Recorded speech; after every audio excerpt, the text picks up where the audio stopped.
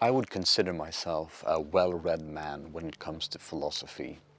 I've read Plato, Aurelius, Descartes, Spinoza, Nietzsche, Wittgenstein, but none of these have changed my life as much as Søren Kierkegaard.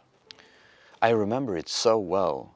I was more or less sitting in this very spot rereading Kierkegaard's book The Sickness Unto Death for the purpose of making some content for you guys, when it suddenly felt like someone poured ice-cold water over my head.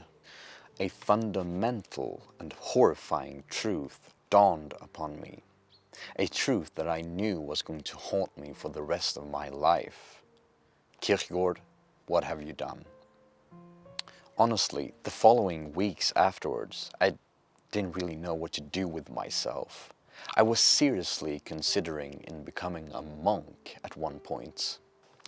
The revelation I had was when I fully realized what Kierkegaard meant with the expression of the sickness unto death.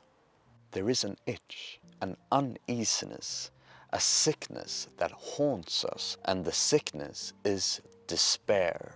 According to Kierkegaard, there are different forms of despair, but the important one, as I see it, is the despair of the infinite.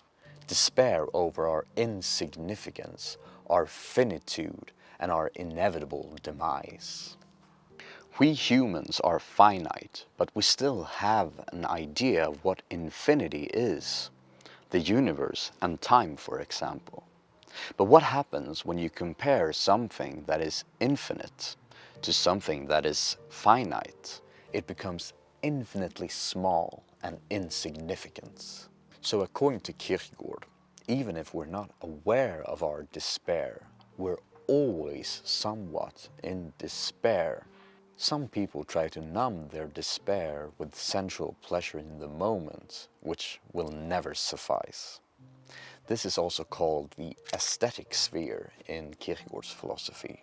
Others try to get rid of their despair by acting ethically, but that won't do the trick either, because acting ethically is not related to the infinite.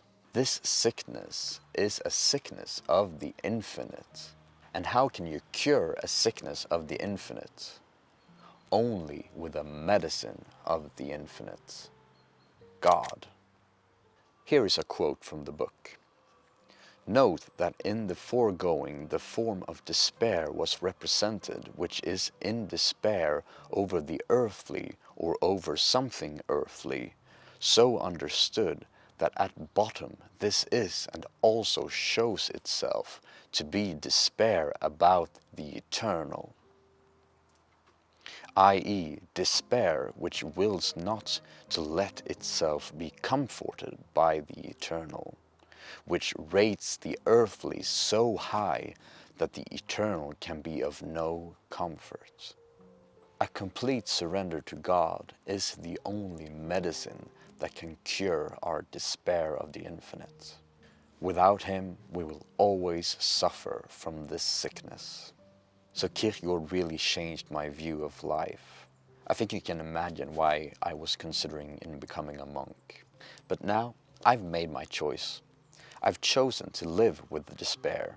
My purpose in life is to engage in philosophy, music, and art. And of course to teach you guys some philosophy.